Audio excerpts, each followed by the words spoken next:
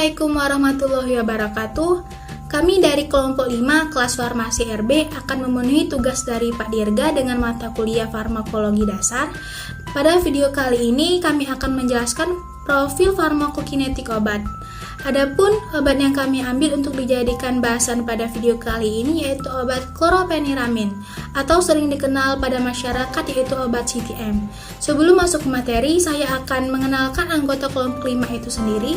Yang pertama yaitu ada Bulan Ositasari dengan NIM 120260108 yang akan menjelaskan profil obat dan proses biofarmasetika. Yang kedua ada saya sendiri yaitu Nabila Rahadatul Aisy dengan NIM 120260025 yang akan menjelaskan proses absorpsi obat. Yang ketiga ada Siti Rosida dengan NIM 120260027 yang akan menjelaskan proses distribusi obat.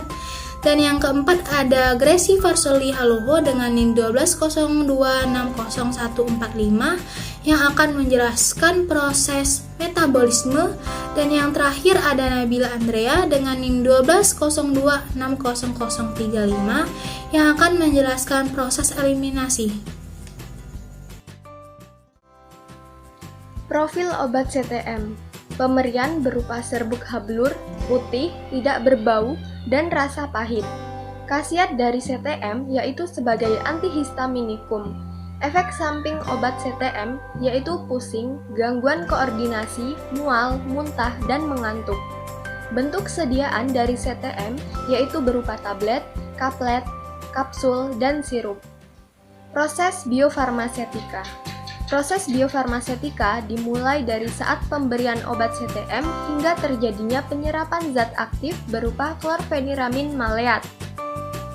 Fase biofarmasetika terbagi dalam dua tahap yaitu liberasi dan disolusi. Contoh proses biofarmasetika pada tablet CTM yang diberikan secara oral melalui mulut.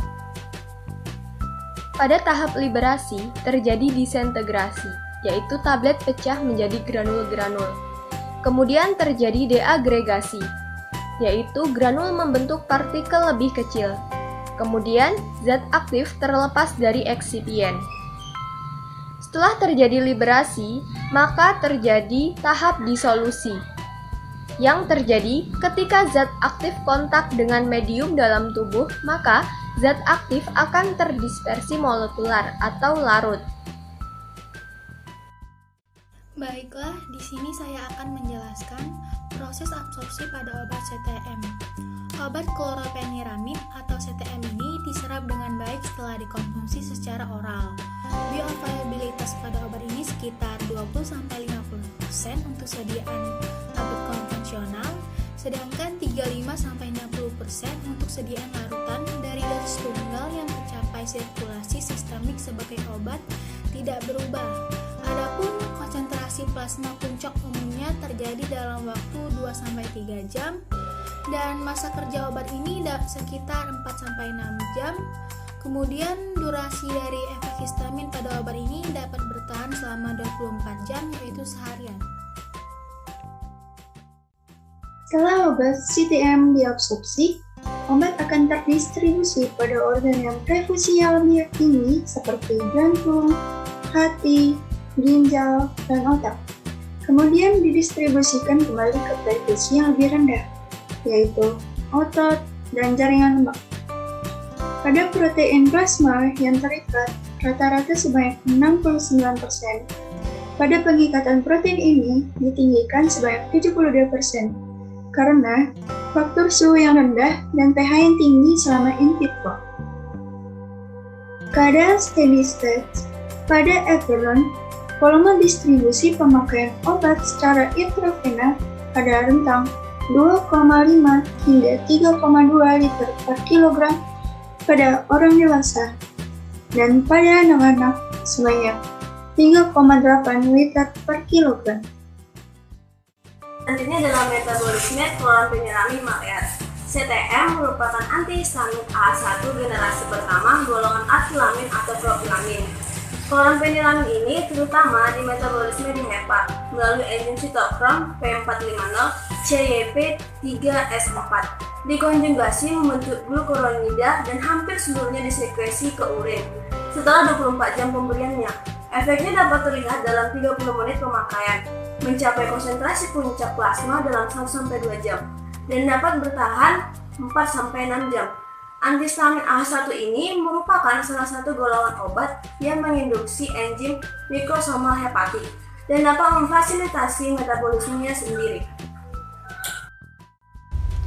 Selanjutnya adalah eliminasi dari obat CTM. Eliminasi terminal paru kloropheniramin adalah sekitar 12-43 jam. Organ terpenting untuk ekstraksi obat CTM adalah ginjal. Kloropheniramin maleat atau CTM diekskresikan melalui ginjal dalam bentuk urin. CTM diekskresikan melalui ginjal dalam bentuk utuh atau dalam bentuk metabolitnya. Ekskresi melalui ginjal melibatkan 3 proses, yaitu filtrasi glomerulus, sekresi aktif di tubulus proksimal, dan reabsorpsi pasif di sepanjang tubulus. Filtrasi glomerulus menghiasi ikatan ultrafiltrat. Obat CTM akan keluar dalam ultrafiltrat, sedangkan yang terikat protein akan tetap tinggal dalam darah. Sekresi aktif dari dalam darah ke tubulus proksimal melalui transport membran glikoprotein yang terdapat di membran sel epitel.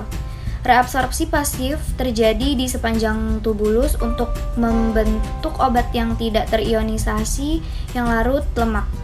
Di tubulus distal juga terdapat protein transport yang berfungsi untuk reabsorpsi aktif dari lumen tubulus kembali ke dalam darah untuk obat-obat dan zat-zat endogen tertentu. Obat CTM yang telah mengalami filtrasi ini akan dikeluarkan dari tubuh melalui air urin.